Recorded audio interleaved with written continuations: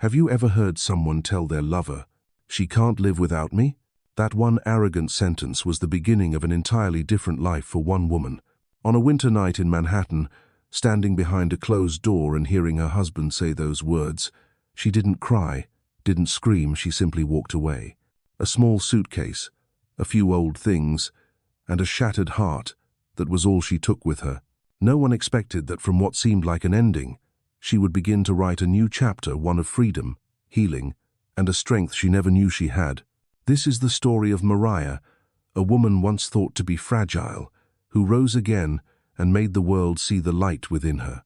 If you've ever been hurt, belittled, or believed you couldn't live without someone, this story is for you.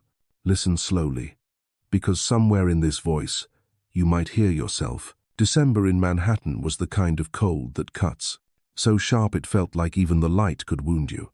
That afternoon, Mariah Hunt stood before the polished wooden door of her husband's office, her palm resting on the brass handle she'd polished hundreds of times without thinking.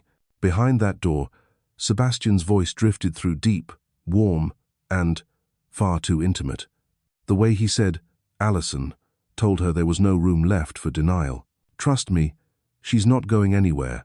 She wouldn't last a week without my money. You know my wife, practical to the core. She'll sign the papers, take her cut, and disappear, just like all the others." A laugh rang out, female, high, cold, merciless. "So when do we end this little show, Sebastian? I'm tired of hiding. Friday. Once she signs the charity papers and the funds are transferred, I'll tell her. Everything's lined up. She won't fight back. Trust me, Allison." "No." Each word hit Mariah's ears like stones thrown onto a frozen lake, never sinking, never melting, just lying there, heavy, cold, cracking everything inside her. She stepped back, fingers slipping from the handle. The world seemed to stop. Light from the window bounced off a hallway mirror, reflecting her pale face, still, lifeless, almost waxen. That man had once said he loved her. That man had once kissed her forehead and whispered, "I can't live without you." And now he said the same thing, just to someone else. Mariah backed away, quiet as a shadow, afraid even her heartbeat might give her away. Each step backward felt like another shard breaking off inside her, too small, too many, impossible to piece back together. The penthouse living room was as flawless as ever, marble floors, abstract paintings, flowers changed weekly. Only now, everything seemed to belong to someone else. She sat down, staring into nothing, like watching a movie of her own life, and realizing the main character had died long ago. In the mirror, a 34-year-old woman looked back, slim, sculpted, beautiful, but her eyes were hollow. She remembered when she was still Mariah Castellano, the writing student who laughed freely in a tiny Queens apartment, dreaming of stories that would be remembered. But the woman in the mirror now, who was she? When the door behind her opened, she didn't have time to wipe the tears.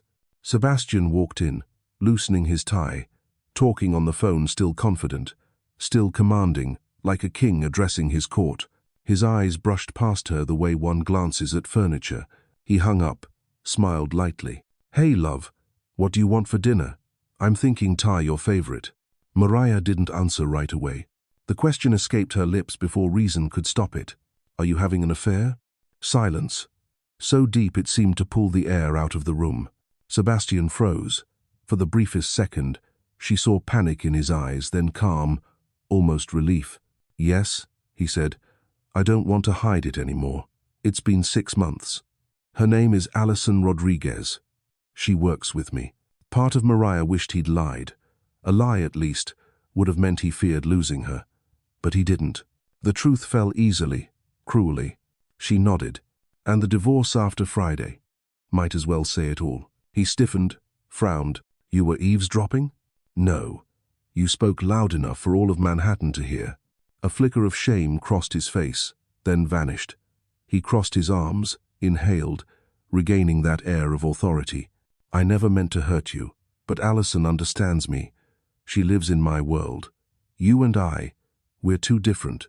"Different," Mariah repeated softly. "Different like, I'm your wife. And you'll always be my wife," he said, as if granting her a favor. "I don't want to lose you, But I can't lose her either. You're smart, practical. A mature woman would handle this gracefully." Mariah laughed, a sound brittle, half laugh, half sob. "So, you're suggesting I share my husband? What is this, Sebastian? A luxury timeshare program? Don't be dramatic." He turned to the window, city lights glinting on the glass. "Life isn't black and white. You know what I've given you. Don't destroy everything out of pride." That was the moment something inside her broke for good. "You really think I stayed for your money?" He turned back to her, eyes full of pity. "You haven't worked in 7 years, Mariah. Writing? The world doesn't need another failed novelist. I'm just helping you face reality." Reality. The word rang like a fire alarm in her head. Reality was what he'd built around her, a gilded cage she had quietly accepted. Mariah stood up. No tears, no shouting, just a nod, as if she'd finally heard enough. Sebastian exhaled, relieved, believing she'd calmed down. But in that silence, something died, and something else was born. That night, Mariah didn't sleep. She sat in their grand bedroom once, a home, now just a museum of memories. The white sheets were perfectly smooth, unwrinkled like their marriage, flawless on the surface, empty underneath. She opened the closet. An old fabric suitcase sat in the corner, the one she'd brought 7 years ago, back when she thought love was shelter. Now, it would be her escape. She began to pack not the designer dresses Sebastian bought, but her own worn jeans, old sweaters, her grandmother's knitted blanket, a weathered camera, a few torn notebooks. She left behind everything he'd ever given her because now she knew nothing he gave had ever truly been hers. Before leaving, she walked into the living room. Warm light spilled across the Italian sofa, the Picasso print, the marble table symbols of power she'd once proudly shown her friends. Now, they were just shells. On the table, she took off her wedding ring. The diamond caught the light, scattering a small rainbow onto the wall.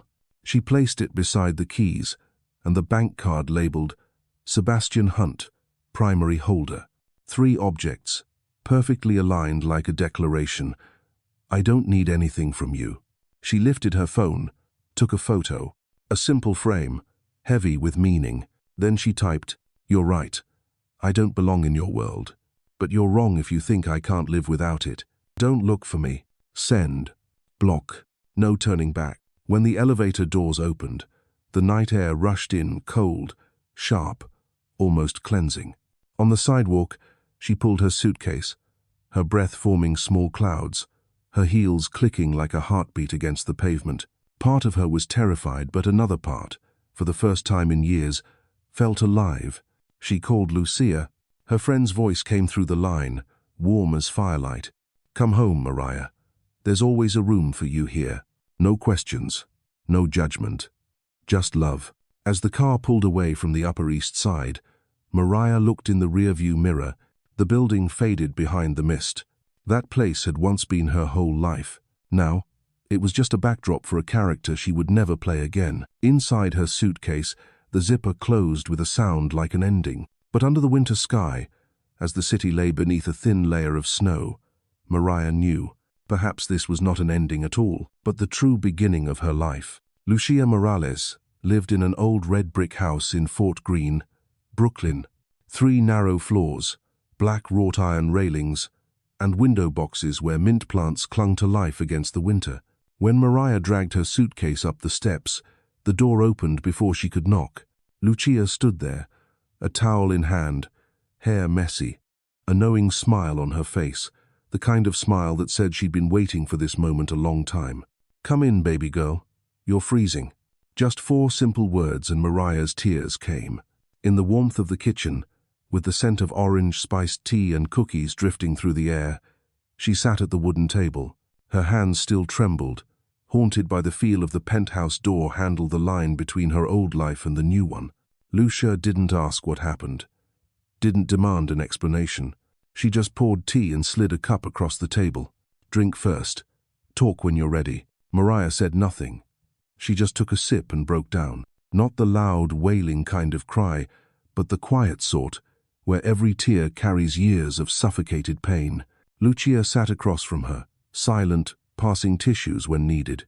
In that tiny kitchen, the only sounds were the wind pressing against the window and the soft, broken sobs of a woman finally letting go of her 7-year performance.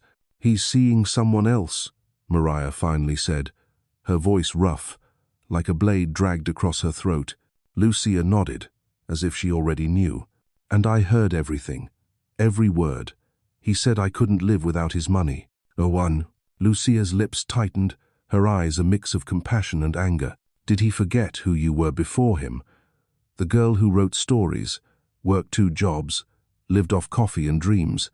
You existed before him, Mariah, and you'll exist after him." Mariah gave a wet, broken laugh. "That sounds like a line from a movie." Lucia smiled. "Maybe it is, but this one's real, and you're the lead." That night, the 2 women talked until dawn crept through the curtains. Lucia asked quietly, "So what now?" "I don't know," Mariah admitted. "I've got maybe a little over $1,000 to my name. I just want to breathe. For a while." Lucia placed a hand over hers. "Then stay. As long as you need. Here, you don't have to be anyone. You don't have to prove a thing." She stood, opened the fridge, cracked 2 eggs into a pan. The sizzle filled the kitchen.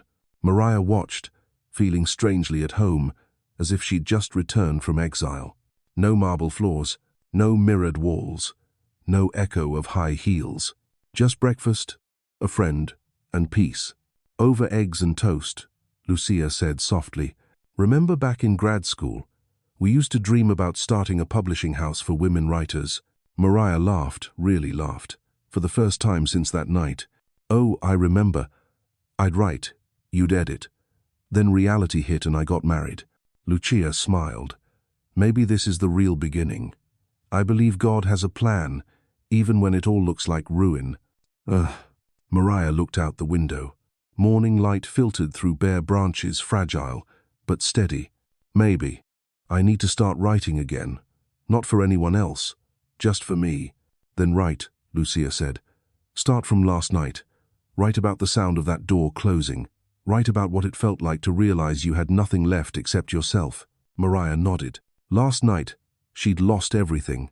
This morning, she was born again. 3 days later, Mariah found a rhythm.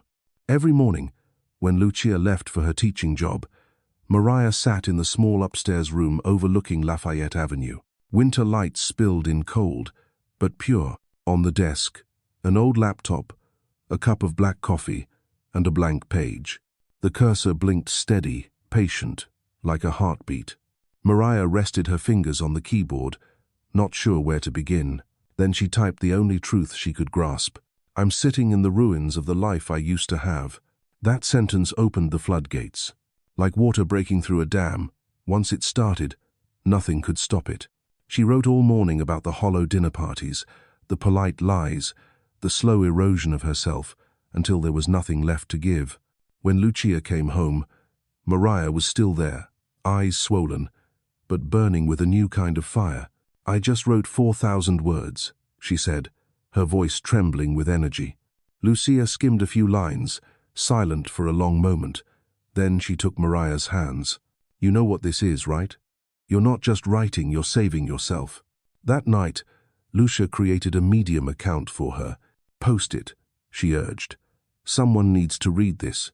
Mariah hesitated, afraid of being seen. "I'm not ready for the world to know my story." "You don't need the whole world," Lucia said.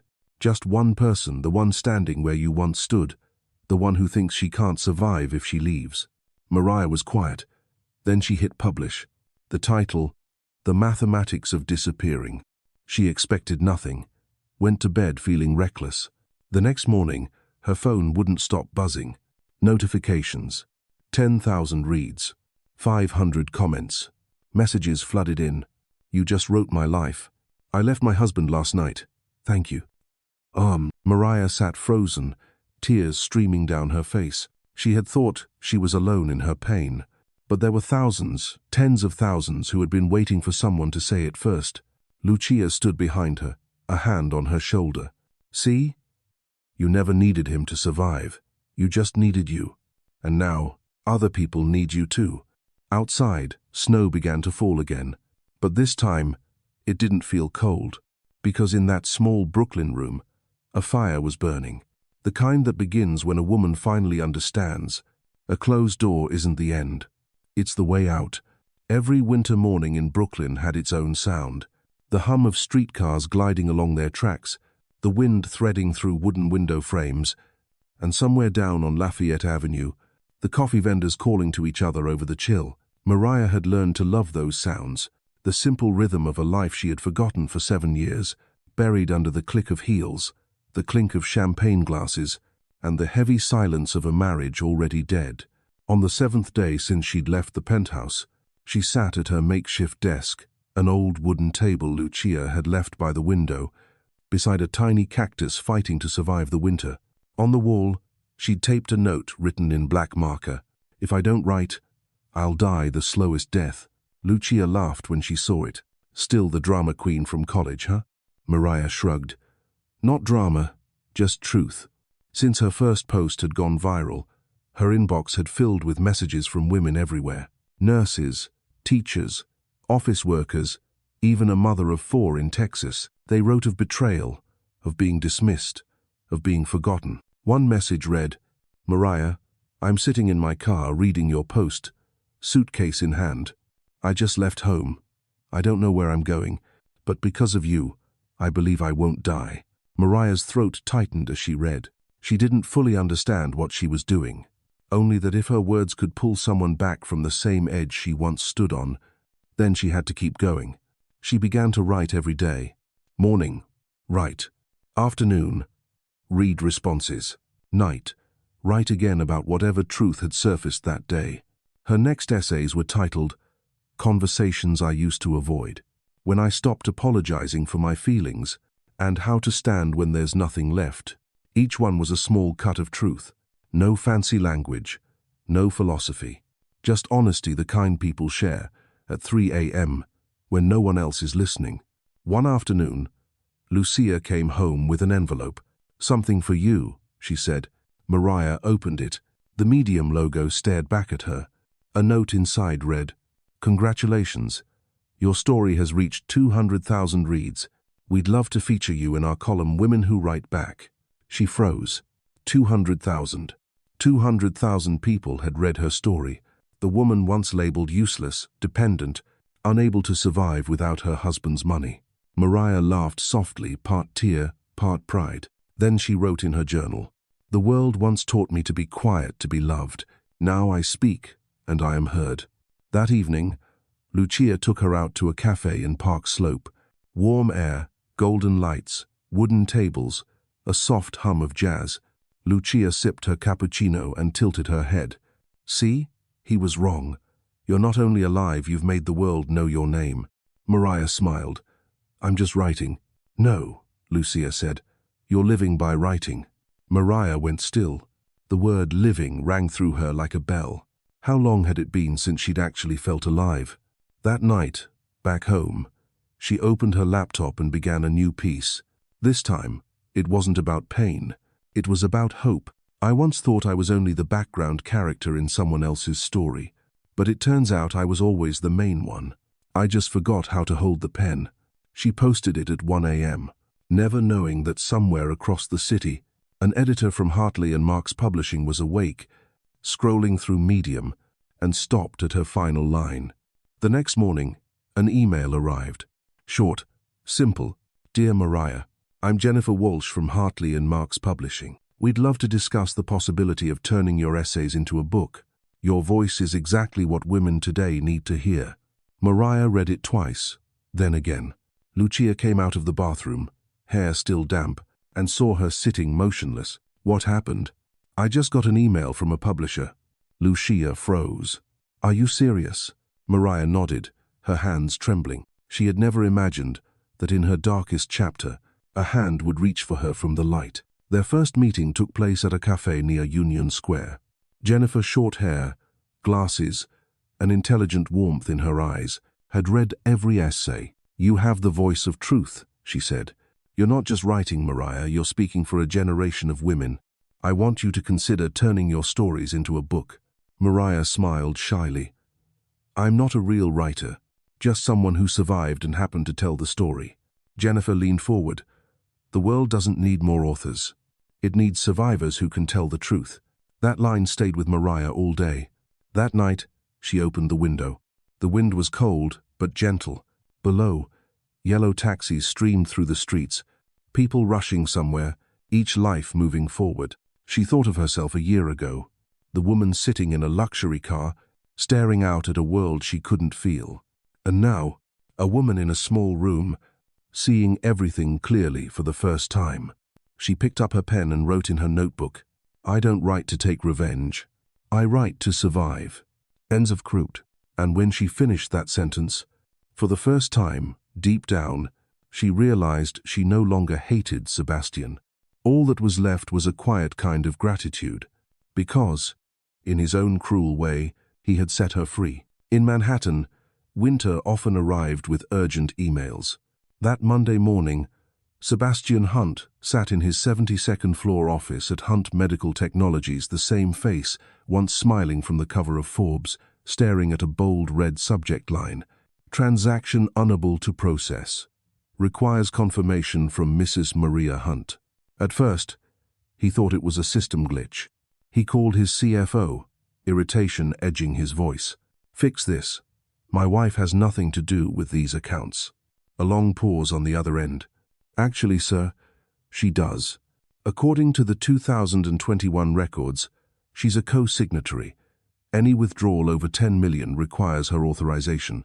The bright Manhattan skyline outside seemed to dim. Sebastian stood, staring out the floor-to-ceiling glass. Below, the city kept moving cold, indifferent to collapsing empires. He blinked, refusing to believe that one line of text could fracture everything he'd built on pride. He tried calling Mariah. Out of service. Tried again. Still dead. He texted. Message failed. Then a new notification from the bank appeared. Accounts linked to Mrs. Hunt are temporarily frozen pending dual authorization. Please contact us once both signatures are obtained. He sank into his chair, biting his lip, telling himself this was temporary. "She doesn't understand finances," he muttered. "Give it a few days. She'll reach out. She can't manage on her own. She'll have to come back." But a few days later, his father's voice sliced through the phone, colder than the snow outside. "Sebastian, what the hell have you done? We need your wife's signature for a $100 million project. She's vanished. I'm handling it. She just needs time." "Time?" his father snapped. "You've jeopardized a 3-year contract because you couldn't keep your marriage together. Do you realize how much investor money you're burning?" The call ended. Sebastian hurled the phone onto his desk. For the first time, he realized what he'd called control was nothing more than an illusion. The woman he'd dismissed, the one he said, "couldn't survive without me," was now the one holding the keys to every account. Ironically, he'd signed those clauses himself years ago to minimize legal risk. He thought it was smart. He never imagined his own smartness would hand her the power to undo him. Later that day, Allison called. "Sebastian, tell me the truth. People are saying the hospital fund's frozen. Your assets too. What's going on?" "Nothing serious. Just a few technical delays." "Delays? I can't be dragged into a financial scandal. I have a reputation to protect." "What are you saying?" "I need you right now." Allison's laugh was short, sharp. "Funny you said the same thing to your wife once, didn't you?" Then the line went dead. Sebastian sat in silence. Outside, the city roared on, but to him, it sounded hollow. That hollow space had a name. Mariah. Across the river in Brooklyn, morning light streamed into a small apartment. Mariah opened the window. Sunlight spilled across the worn floorboards, glinting off the mug of coffee in her hands. The air smelled of wood, coffee, and something rarer, real life. On her laptop screen blinked an email from Jennifer. "The publisher wants to meet in person to discuss your contract. They're very interested. Mariah, I think this is only the beginning." Mariah read it 3 times, heart pounding like a drum. She remembered the smirk on Sebastian's face when he once said, "You're good at writing sentimental nonsense, Mariah, but feelings don't pay the bills." Now, writing was paying the bills. More than that, it was restoring the soul she'd lost. The meeting took place in a white brick building on Spring Street. Jennifer, sharp, warm, professional, leaned forward with a gleam in her eye. "We'd like to buy the rights to your first book, a memoir. Not tragedy, but transformation. Maybe call it Aftermath Resolution." Mariah chuckled. "Sounds like a movie title." Jennifer smiled. "Maybe it will be if you tell it truthfully, in your own voice." Mariah left the building as snow began to fall. Not the heavy, grief-laden snow of the night she left the penthouse, but soft flakes swirling in the streetlights like pieces of hope. She tilted her face up, letting them melt on her lashes. For the first time in years, she smiled without guilt for being happy. Lucia met her at the door and pulled her into a hug. "So, how did it go?" Mariah laughed through tears. "They want to publish my book," Lucia grinned. "He said you couldn't live without him. I said you'd live brilliantly." "So, who was right?" Mariah shook her head gently. "I don't need him to be wrong for me to be right. I just need to be alive." That night, as the city lit up beyond the window, she began writing the first chapter of her memoir. The opening line was simple. "I heard the man I loved say that I couldn't live without him. And that was the moment I knew I would prove him wrong." Her fingers hovered on the keys. It felt like laying the first brick of a new home, a home built from freedom. Elsewhere in the city, Sebastian Hunt stood alone in the echoing penthouse. On the marble table lay a mess of bank papers and unsigned contracts, worthless now. He stared at the spot where 2 rings once sat, remembering how Mariah had lined them up perfectly before she left. For the first time, he understood that symmetry wasn't anger. It was a declaration. "I left, not because I was weak, but because you were wrong about who I am." Red. It was a March morning in Brooklyn, and the air had finally softened. The first crocuses were pushing through the earth, slowly, stubbornly, signaling that spring was coming. Mariah sat by the window, a steaming cup of coffee in her hands, reading the contract she'd signed the night before with Hartley and Marks. The number printed on the page, $225,000, made her read it 3 times before she dared believe it. Not because of the money, but because it meant one thing. Her voice had value. 7 years ago, Sebastian had said, "Writing doesn't pay the bills. Be realistic, Mariah. You were born to be a wife, not a writer." Now, reality had answered, in her own signature. Lucia wandered into the room, still in her robe, hair tousled, eyes bright. "I come bearing hot news. You are now an officially published author, baby girl. See? God never forgets anyone." "And Mariah laughed and hugged her tightly. "No, he just waits until we're ready to see ourselves." They had breakfast toast and smashed avocado.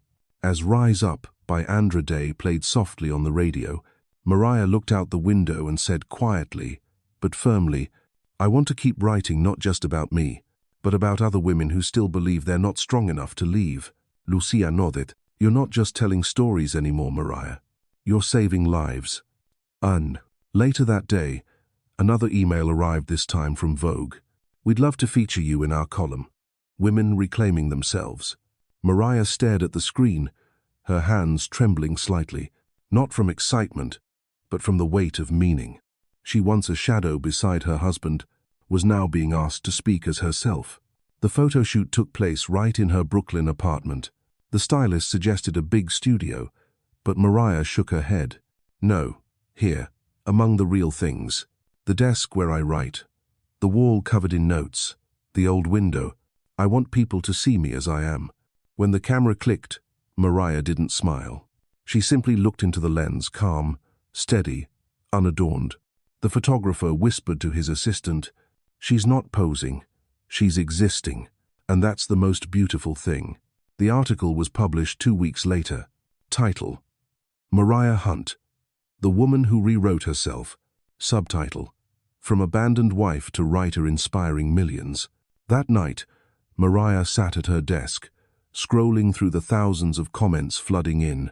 One read, "I'm reading this in the bathroom, hiding my tears from my son. I haven't found the courage to leave yet, but maybe I will soon. Thank you, Mariah." She read each line, her chest tight with a mix of pain and warmth.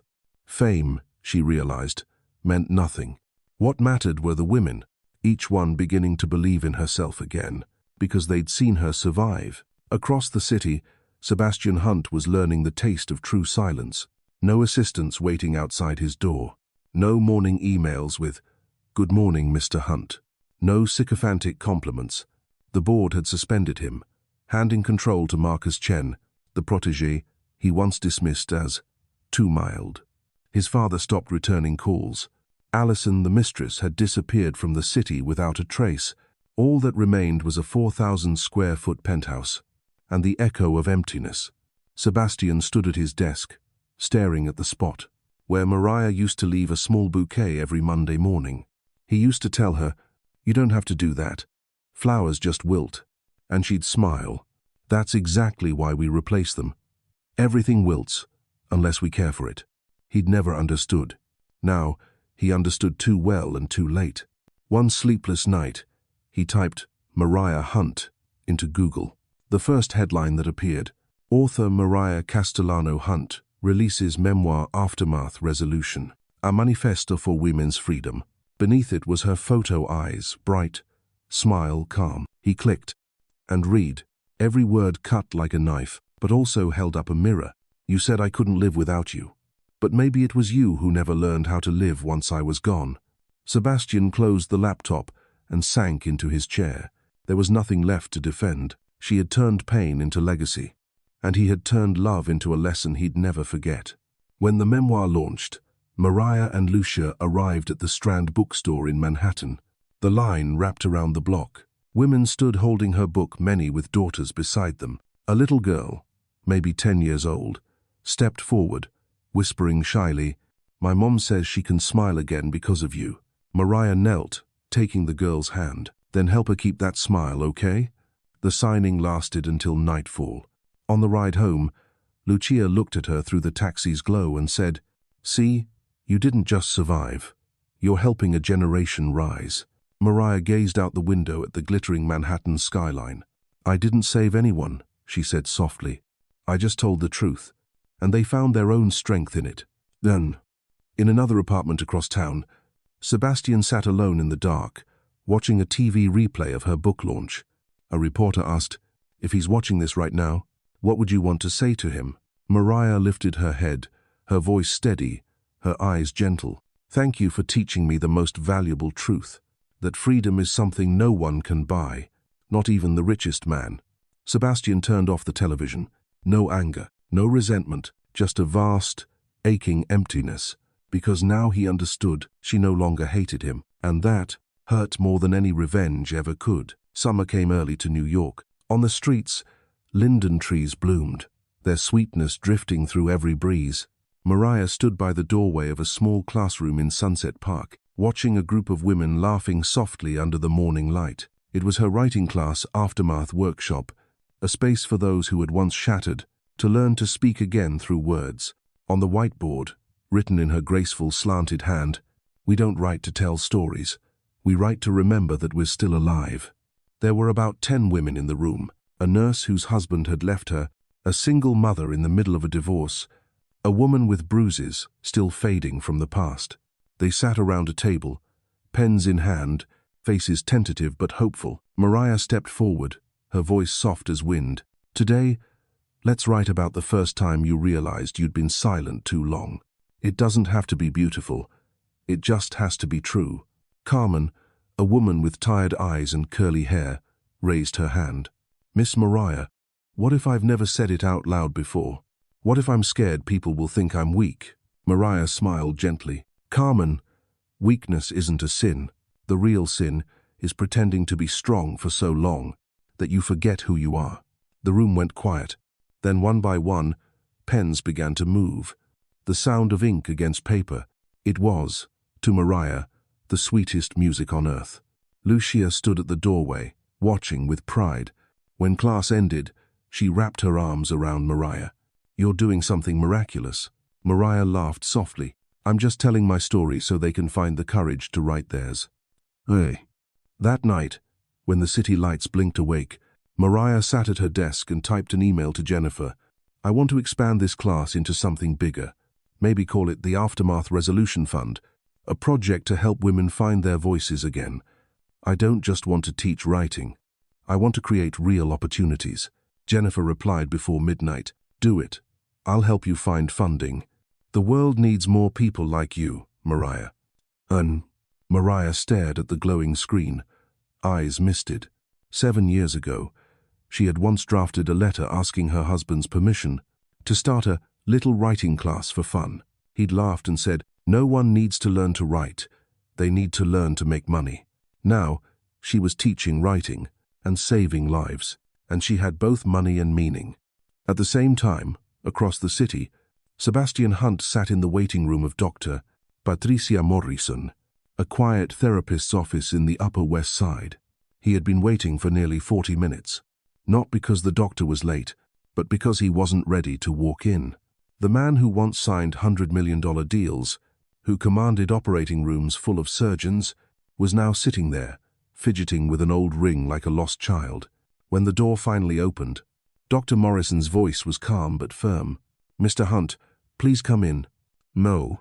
The room was simple, just 2 chairs, a bookshelf, warm light. She sat across from him, notebook in hand. "Where would you like to start?" Sebastian hesitated. "I don't know. Maybe with when she left."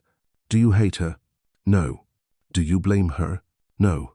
I think I blame myself more." Dr. Morrison nodded slowly. "You said you wanted to understand why you lost everything. So let me ask you something simple. Were you ever loved? Or only admired?" Sebastian went silent. No answer came. He thought of Mariah's eyes, how they used to light up when he came home, and how, over the years, that light dimmed. He used to think it was her fault, that she had changed, lost her warmth, her passion. Now he knew it was him. He had smothered her under expectations, sarcasm, and the arrogance he called realism. "She once told me," he said quietly, "that love is wanting someone to be happy, even if it's not with you." I laughed at her. I said it sounded like a fairy tale, but maybe she was right. Dr. Morrison smiled gently. "Then perhaps, Mr. Hunt, you're finally learning to read fairy tales the adult way."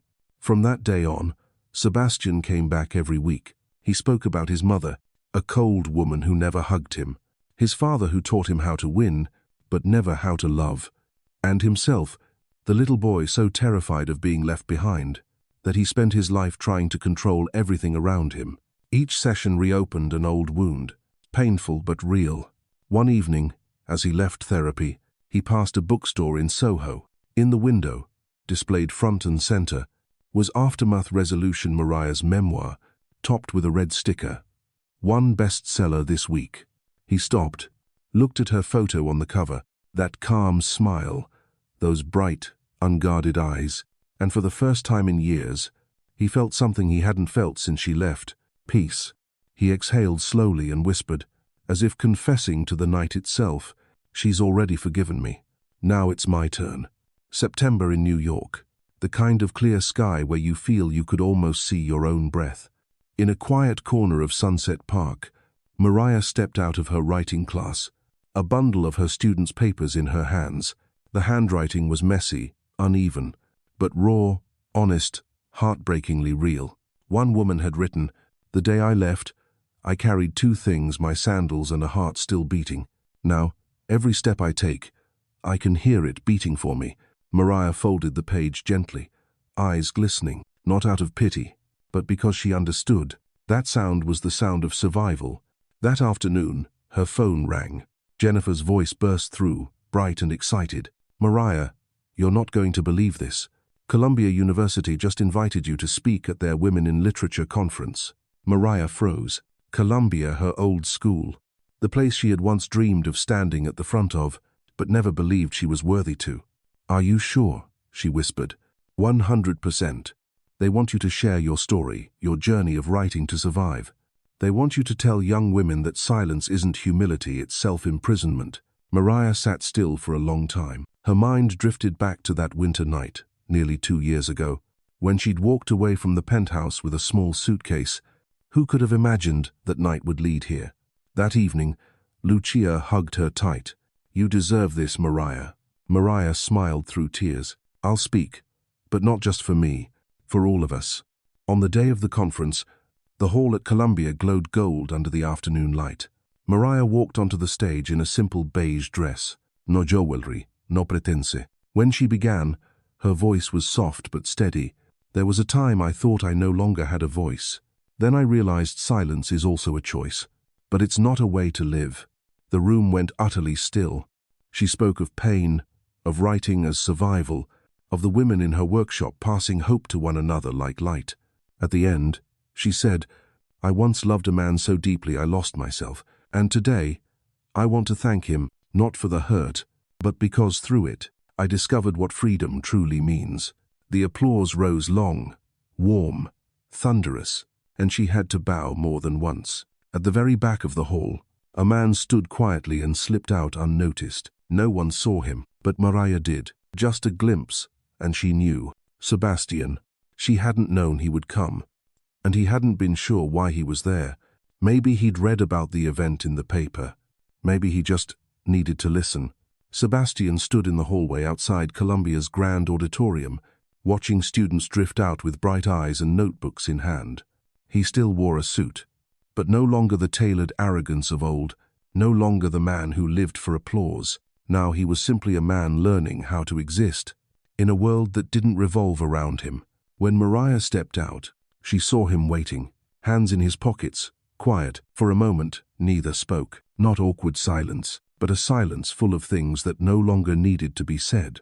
"I read your book," he began, voice low and careful. "I didn't think you'd ever forgive me, but I wanted to say thank you." Mariah met his gaze calmly. "Thank you for what?" "For telling that story. I saw myself in every line, not with anger, but with understanding. For you. For me back then." She smiled, soft, distant. "I didn't write to make you hurt. I wrote so I wouldn't anymore." He nodded, eyes dumb. "You did what I never could. You disappeared, and somehow became more seen than ever." A gentle wind passed, yellow leaves swirling around their feet. Mariah looked at him. "Are you doing all right?" "Better," he said. "I'm in therapy now, learning how to stop controlling everything." "That's good." They stood for a few quiet seconds. Sebastian spoke again, almost in a whisper. "I used to think losing you was punishment. Now I know it was the only way I could ever learn to become someone different." Mariah nodded. "Some losses are beginnings, Sebastian. We just need the courage to see them that way." They stood there, two people who once loved, once hurt each other, now like parallel lines, never meeting, but no longer apart. Before leaving, Mariah said softly, "I forgave you, not because you earned it, but because I deserve peace." Sebastian smiled faintly and bowed his head. "Thank you, for still being as kind as you were that first day." She turned and walked away. He didn't call after her, didn't reach out. In the courtyard of Columbia, the late sunlight brushed gold across her hair, and for the first time, Sebastian truly listened, not to her voice, but to the quiet sound of freedom. December. New York shimmered beneath a cold sky, Christmas lights spilling across the avenues like fallen stars. Inside the iconic 92nd Street Y, the hall that once hosted some of the greatest voices in literature, the evening event, Women Who Rebuild, was about to begin. Among those being honored was Mariah Castellano, author of Aftermath Resolution, the woman who had made millions believe that leaving is also a way of loving yourself. Outside, people queued in the snow. Inside, warm golden lights filled the hall. Backstage, Mariah held a folded note she knew she wouldn't need. Lucia squeezed her hand and whispered, "You don't have to try anymore. Just be you." Mariah nodded softly. She took a deep breath. When her name echoed through the speakers, "Please welcome the author who redefined survival, Mariah Castellano." Applause thundered like waves. She stepped onto the stage, calm, steady, radiant beneath the lights. In the last row, Sebastian sat quietly. He had hesitated for a week before coming, not for forgiveness, but simply to witness. Mariah began to speak, her voice gentle but sure. "A year ago, I walked away from a marriage everyone thought was perfect. I left with a bag of old clothes, $1,247, and the fear that I might not make it." She paused, eyes sweeping the room. "But I did. I lived more than lived. I found myself again, And I learned something. Sometimes, you have to lose everything others think you need to discover the one thing you truly can't live without, yourself. Applause swelled, warm, and endless. She spoke about writing, about her class in Sunset Park, about the women who had been reborn beside her. Her words held the room still, each listener seeing a reflection of their own truth in hers. Then came the line that silenced even the air. I want to thank someone, the one who hurt me enough to make me start again, because without that wound, I would never have known how strong I really am. Sebastian bowed his head. The words held no bitterness, only truth. And it was that truth that made him feel both small and deeply grateful. When the ceremony ended, fans surged forward for photos and signatures. Mariah smiled, thanked them, but her heart was heavy, because she could feel him there. She didn't have to look. 7 years of shared air taught her to sense his presence like breath. As the crowd thinned, she turned, and there he was, standing near the exit, silent. She nodded, and in that single gesture, they both knew it was time for their final conversation. They stepped out into the night, snow falling softly onto their shoulders. At a small cafe on the corner, the lights were still on. They sat across from each other, surrounded by the scent of cinnamon and the murmur of Christmas jazz. 1.5 years had passed since she'd left, but the air between them no longer carried battlefields. Only memory, only peace. Sebastian broke the silence first. I didn't know you'd mention me. Mariah smiled faintly. I didn't. Not to be name. But every wound has its own shape, no matter how many words we wrap it in. Duh. He said nothing for a moment. Then quietly, I lost everything: my company, my reputation, myself. And then I realized, losing you was the only real loss. Mariah looked out the window, at the snow swirling white against the glass. No one loses anyone, Sebastian.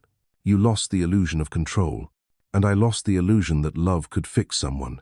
She turned back, her eyes calm, direct. Now we're both learning how to fix ourselves. He nodded, his voice unsteady. I read everything you wrote, and in every word, I saw the woman I didn't have the courage to love properly. Loving isn't about holding on, she said softly. It's about seeing. You never really saw me, Sebastian, but at least now, you see yourself. Silence fell between them. Not heavy, not painful, but sacred. Finally, she spoke. I don't hate you anymore. Not because I forgot, but because I chose to keep living. He whispered, I know you won't come back. I just wanted to thank you for having loved me once. Mariah held his gaze for a long moment. And thank you, because without you, I'd never have known I could stand up again. They both smiled, a quiet, peaceful smile, without past or future, only the soft clarity of now. She stood, pulling on her coat. The last thing I want you to remember, Sebastian, he looked up, is that I've lived well, very well. She walked out into the falling snow. Sebastian stayed behind, watching her figure grow smaller until it vanished into the city's golden light. There were no tears, only stillness. The stillness of a man who had finally learned life's hardest truth. Sometimes, love means letting go, and listening means being silent. A full year had passed since that winter night, when Mariah said goodbye to Sebastian at the small cafe near 92nd Street Y. Spring had returned to the city, and with it, sunlight spilled across the windows of her little apartment in Park Slope. The apartment looked different now. Photos of former students lined the walls, letters written in trembling handwriting, snapshots from book signings across the country. In the corner stood the same blue-painted wooden desk, where Mariah still wrote every morning beside a small green plant she had carried with her in a bag the night she left the penthouse. It was still alive, stronger and greener than ever. Lucia arrived with 2 steaming coffees. For New York's #1 best-selling author, she said playfully. Mariah smiled softly. Don't say it too loud. It still feels like a dream. Lucia sat down on the couch. It's not a dream, honey. It's what you built every tear, every sleepless night, every time you dared to write what others were too afraid to say. On the table lay an open copy of The Atlantic. The headline read, Mariah Castellano and the Light for Those Who Returned from the Ruins. The journalist had written, if anyone has turned pain into a form of wealth, spiritual wealth, it's her. Maria didn't just survive. She built a home for lost souls to find themselves again. Mariah read the words quietly, her heart stilling. I never thought my life would ever be written about this way. Lucia smiled. That's because before, they used to write about your husband. Now, they write about you. That afternoon, Mariah went to the Aftermath Resolution Center, the small building she had rented with her first royalty check. A sign outside read, "A place to begin again, in your own voice." Inside, rows of wooden tables glowed beneath warm amber light. The walls were covered with handwritten quotes. "I'm no longer afraid to tell the truth. I survived and I'm proud. I'm not weak. I just loved the wrong person." She walked between the tables, greeting each familiar face. Her class had grown no longer 10 women, but nearly 100, from all walks of life. Some came from women's shelters. Some were young students. Some were mothers starting over after years of silence. All of them sat there, pen in hand, beginning again. Mariah stood at the front and said, "This week, we're not writing about pain. We're writing about who we want to become. If you don't yet know who you are, then write about the person you hope to be." A woman raised her hand. "Mariah, do you really think someone like me, someone who's been belittled, who's been made to feel small, can become anyone?" Maria smiled. "You can become the person you needed most back then, and that's the strongest person there is." From the back of the room, Lucia quietly wiped her eyes, because she knew Mariah wasn't telling her story to cry anymore. She was telling it to heal others. Across town, in a quiet Upper West Side neighborhood, Sebastian Hunt now lived a life so simple his old colleagues might not recognize him. He had sold the penthouse, moved into a modest apartment. He did his own laundry, cooked his own meals. The fortune left after lawsuits and settlements was still more than enough, but he chose to live differently now. No expensive wine, no assistants, just himself, an old piano, and long mornings spent reading. He still went to therapy regularly. And now, he no longer spoke about her, because Mariah was no longer a wound. She was a lesson, a beginning. Dr. Morrison asked gently, "Do you think you've forgiven yourself yet?" Sebastian shook his head. "Not yet, but I'm learning to live without running from my mistakes." She nodded. "That's forgiveness, Sebastian. Not forgetting, but being able to look back without hating the man you were." That afternoon, he visited the hospital he once directed. No suit, no entourage, just him, carrying a small box containing the model of a human heart he had used for demonstrations. He handed it to the new director. "I'm no longer in charge here, but I'd like to donate my personal fund for scholarships specifically for female surgeons. It's time I learned that brilliant women deserve investment, not invisibility." The director looked surprised. "You've really changed, Dr. Hunt." Sebastian smiled faintly. "It's not change. It's becoming the man she once believed I could be." That evening, he walked past a bookstore. In the front display, Aftermath Resolution sat beside the literary classics. This time, he didn't look away. He stopped, smiling softly. A woman next to him picked up the book. "Have you read this? It's incredible. It made me leave a terrible marriage." Sebastian's voice was calm, almost serene. "Yes, I've read it, and I know the author." The woman smiled. "She's brave." "She is," he nodded. "And because of her, a lot of us have learned how to live honestly." There was no bitterness in his tone anymore, only respect, and a lightness he hadn't felt in years. That night, Mariah's phone rang. Jennifer's voice was trembling with joy. "Mariah, listen to this. Aftermath Resolution has just been optioned for a film adaptation. And even better, it's been chosen to open next year's Sundance Festival." Mariah froze, tears spilling before she could speak. From the other end, Lucia's voice screamed with laughter. "You've done it, baby girl. You've turned pain into legacy."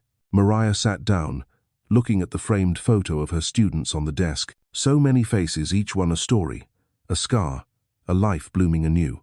She whispered to herself, "This was never just my story. It's ours, the story of those who broke, but still chose the light." She opened her laptop and began typing the first lines of her next book. "They told me I couldn't live without him. But maybe it was only when he was gone that I learned how to truly live."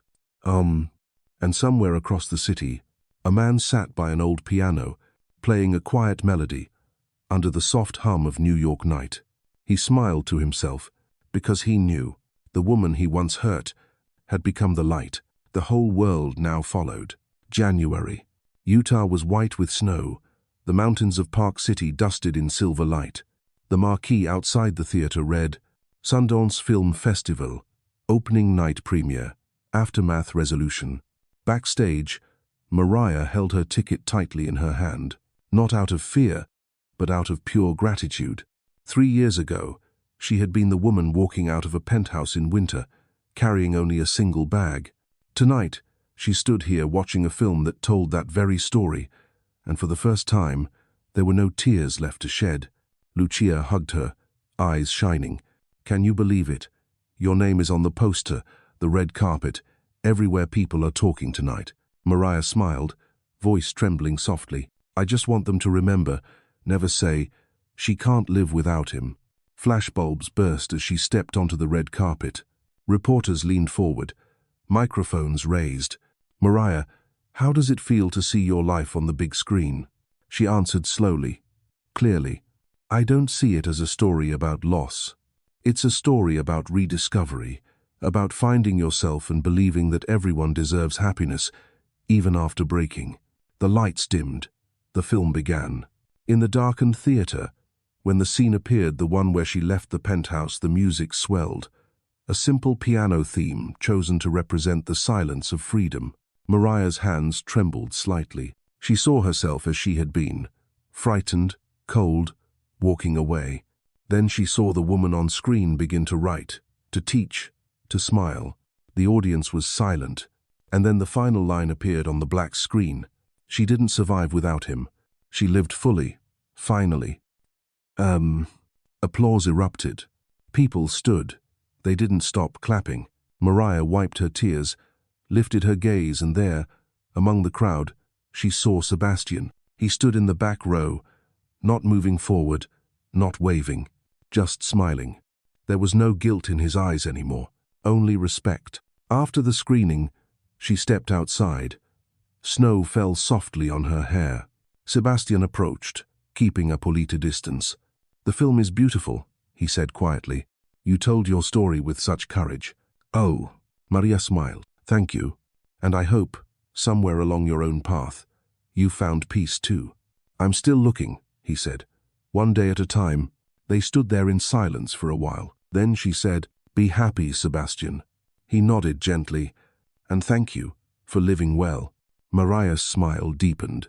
No thank you, because without you, I'd never have learned how. She turned, walking out into the white streetlight. Behind her, the faint piano theme from the film played again, the melody of letting go. 3 months later, spring returned. Mariah moved into a larger apartment in Park Slope, flooded with sunlight. The walls were filled with her students' paintings. Her windows opened toward the park.